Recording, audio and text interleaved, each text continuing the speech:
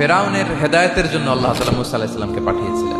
তিনি নানাভাবে তার ভাইকে নিয়ে দাওয়াত দিতে লাগলেন, কিন্তু ফেরাউন এই কথা মানে না। ফেরাউন বলে, তুমি যে নবী, প্রমাণ কি? মুসা আলাইহিস সালাম বলেন, দেখো এই যে আমার হাতে লাঠি। উনি এমন নবী ছিলেন, উনি লাঠি মাটিতে রেখে দিলে এটা মুহূর্তে সাপ হয়ে যেত। মাটিতে তিনি লাঠি রাখলেন, এটা মুহূর্তে সাপ হয়ে গেল, যে এই যে আমি নবী। মানে না। তো মুসা আলাইহিস সালাম বগলের এখান থেকে হাত উঁচু করলে নূরের ঝলকানি হাতের মধ্যে দেখা যেত। উনি নূরের ঝলকানি দেখালেন, এরপরও মানে না। এরকম একটার পর একটা আল্লাহ নবী মুসা আলাইহিস সালাম মুআজিজা দেখাতে লাগলেন, কিন্তু ফেরাউন মানে না। শুধু মানে না এতটুকুই না, সবশেষে আল্লাহ নবী মুসা আলাইহিস সালামকে হত্যার পরিকল্পনা করলো তারা, যে বনি ইসরাইল, মুসা এবং মুসার অনুসারী যারা আছে দুনিয়া থেকে সরাই দিতে হবে।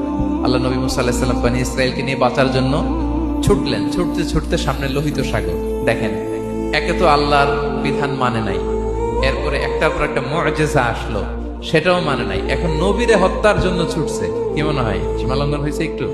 আল্লাহ বলেন, ফাআগরাকনাল আখারিন, আমি মুসা এবং বনি ইসরাইলকে বাঁচাই দিলাম, ফেরাউন সহ তার দলবলকে সাগরে ডুবায় মারলাম। শুধু ডুবাই মারে নাই, আল্লাহ বলে, ফালিয়াউমা নুনাজ্জিকা বিবাদানিকা লিতাকুনা লিমান খালফাকা আয়া। ফেরাউনকে লোহিত সাগরে তো ডুবিয়েছেই। আল্লাহ বলেন, ফেরাউন, তোর অনুসারী যারা পৃথিবীতে থাকবে, তোর চালাচামুন্ডা যারা থাকবে, তোর খালাতো ভাই, চাচাতো ভাই যারা দুনিয়াতে বেঁচে থাকবে, তাদের জন্য তোর লাশটারে আমি শুটকি বানিয়ে রাখি।